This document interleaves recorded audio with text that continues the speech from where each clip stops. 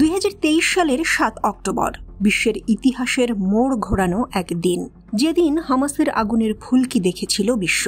হামাসের অতর্কিত হামলায় ভড়কে যায় ইসরায়েল। ওই হামলার পরই হামাসের বিরুদ্ধে ইসরায়েল যুদ্ধ ঘোষণা করে। গাজায় শুরু হয় প্রাণঘাতী লড়াই, চলছে ইসরায়েলের গণহত্যা।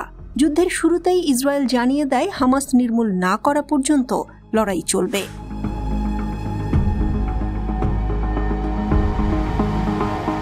অবশেষে হামাসের শীর্ষবিন্দুতে আঘাত হানতে পেরেছে ইসরায়েল। হামাসের ত্রাণকর্তা ইসমাইল হানিয়াকে ইসরায়েল ইরানেই হত্যা করেছে।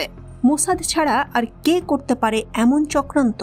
কে এই ইসমাইল হানিয়া? কেন তিনি ইসরায়েলের জন্য এতটা গুরুত্বপূর্ণ?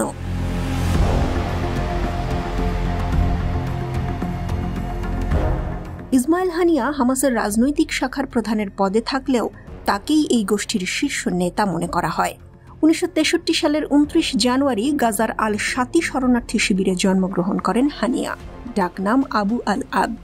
1948 আরব ইসরায়েল যুদ্ধের সময় হানিয়ার বাবা মা বর্তমান ইসরায়েলের অন্তর্গত আসকালানের থেকে উদ্বাস্তু হন।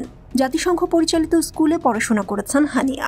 বিশ্ববিদ্যালয়ের ছাত্র থাকতেই তিনি হামাসে যোগ দেন।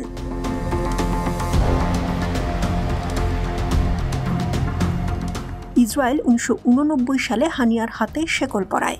3 বছর কারাযাপনের পর ইসরায়েল এবং লেবাননের মধ্যকার একটি নোম্যান্স ল্যান্ডে নির্বাসিত হন হানিয়া। নির্বাসনের পর গাজায় ফিরে আসেন তিনি। 1997 সালে হামাস আন্দোলনের আধ্যাত্মিক নেতা শেখ আহমেদ ইয়াসিনের অফিসের প্রধান হিসেবে নিযুক্ত হন। ইয়াসিনের সঙ্গে সম্পর্কের কারণে হামাসে হানিয়ার খ্যাতি বাড়তে থাকে। তুমুল জনপ্রিয় হয়ে ওঠেন তিনি।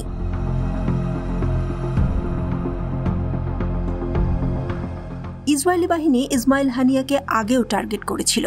2003 সালে হামাস নেতৃত্বকে উৎখাতের উদ্দেশ্যে পরিচালিত ইসরায়েলি বোমা হামলায় তিনি আহত হন।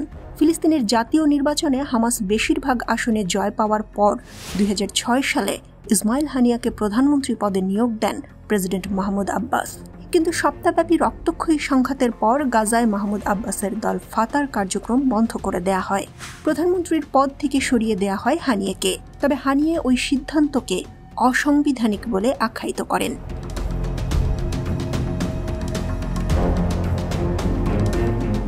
2017 সালের 6 মে থেকে হানিয়া হামাসের রাজনৈতিক ব্যুরোর প্রধান হিসেবে দায়িত্ব পালন করে আসছিলেন। পরের বছর ইসমাইল হানিয়াকে সন্ত্রাসী তকমা দেয় যুক্তরাষ্ট্রের পররাষ্ট্র দপ্তর। কয়েক বছর ধরে ইসমাইল হানিয়া কাতারে বসবাস করে আসছিলেন।